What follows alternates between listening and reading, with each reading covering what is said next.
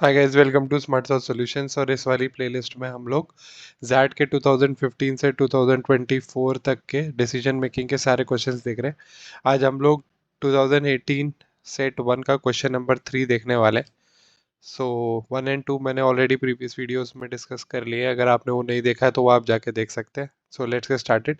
So the question says that Satyendra heads a branch of a microfinance company. The company provides small size loans catering to rural households. As the head of the branch, he supervises three collection officers, Palani, Syed and Godwin. Palani was recently transferred by the company from another branch. ठीक है, तो question ये है कि Satyendra is allocating territories to his subordinates for the coming financial year. So far, Palani's performance has been poor, and this allocation will decide his future in the organization. तो पलानी की अभी तक की परफॉर्मेंस अच्छी नहीं रही है और एलोकेशन करना है टेरिटरीज का. ठीक है.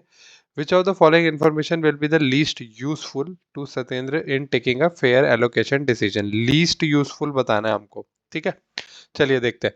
ऑप्शन नंबर ए बोल रहा है Syed territory has shown consistently good performance in the past 3 years. भाई ये तो इंपॉर्टेंट इन्फॉर्मेशन है. जैसे सैयद हो गया, सैयद की टेरिटरी भाई पास्ट के 3 इयर्स में अच्छा परफॉर्म कर रही है. तो हम चाहेंगे, मतलब सत्येंद्र चाहेगा कि भाई सैयद को जो है उसी की टेरिटरी में रखा जाए या और टेरिटरीज बांटी जाए उसको. तो वो ये डिसीजन ले सकता है, राइट. तो उसको अगर पता है कि सैयद की टेरिटरी अच्छी कर रही है, मतलब वो वहां पे अच्छा काम कर रहा है, तो या तो काम उसको और दे सकते हैं या वहीं पे काम रखने के लिए उसको, मतलब कि भाई ये अच्छा कर रहा है, ठीक है, इससे यहाँ से प्रॉफिट निकलवाते हैं, तो वो एक डिसीजन ले सकता है. तो ये जो ऑप्शन है ये लीस्ट यूजफुल तो नहीं है. बट अभी ऐसे क्वेश्चंस में हम लोगों को क्या है, दूसरे ऑप्शंस चेक करने पड़ेंगे इस क्वेश्चंस को हटाने से पहले. बट फिर भी हम एक छोटा सा ऐसा टिक लगा के रख लेते हैं कि भाई हमको ये ठीक ठीक सा ही लगा है. चलिए, option number B. Syed's territory faces stiff competition from a well known brand. भाई सैयद की टेरिटरी अगर एक वेल नोन ब्रांड से स्टिफ कंपटीशन फेस कर रही है, तो इसका मतलब ये है कि या तो मुझे उसको ज़्यादा टेरिटरीज जो है वो एलोकेट नहीं करनी चाहिए. सत्येंद्र ये सोचेगा कि भाई एक वेल नोन ब्रांड ऑलरेडी है उसकी टेरिटरी में, तो उसको उसके साथ फाइट करने देना चाहिए. तो ये जो इन्फॉर्मेशन है ये भी यूजफुल इन्फॉर्मेशन है. इस इंफॉर्मेशन के बेसिस पे सत्येंद्र जो है वो आसानी से अपना वो कर सकता है, डिसीजन ले सकता है. तो इस पे भी हम लोग टिक मार के इसको रख लेते हैं कि ये भी हमको सही ऑप्शन लगा है. सी ऑप्शन बोलता है a new territory that faces competition from two relatively unknown brands. भाई इसमें क्या है कि पहले तो अननोन ब्रांड्स है, हमें ये भी नहीं पता कि किस ब्रांड के साथ कंपटीशन हो रहा है, उसके बारे में कुछ पता नहीं है. और ये कि एक नई टेरिटरी है, तो एक नई टेरिटरी है जिसमें अननोन ब्रांड के साथ हमारा कंपटीशन हो रहा है. तो कुछ भी ऐसा सिग्निफिकेंट इंफॉर्मेशन नहीं मिल रही है सत्येंद्र को जिससे वो डिसाइड कर पाए कि भाई ये पलानी को देना चाहिए या नहीं देना चाहिए.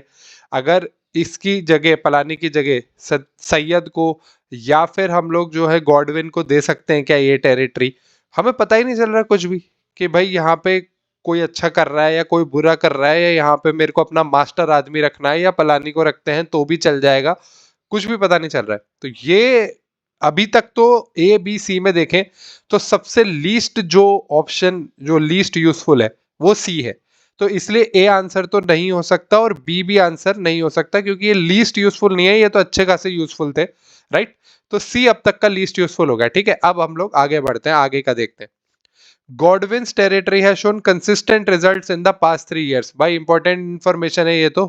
पास्ट 3 इयर्स में अगर गॉडविन की टेरिटरी ने अच्छा रिजल्ट दिखाया है, तो एज सत्येंद्र तो यही ट्राई करेगा ना कि इसको इसी टेरिटरी में रखे या फिर मतलब और टेरिटरीज को बांटू, जो भी डिसीजन वो लेना चाहेगा. बट इस इंफॉर्मेशन के बेसिस पे वो डिसीजन ले सकता है. This is not a least useful, क्योंकि सी इससे भी ज्यादा बेकार ऑप्शन है.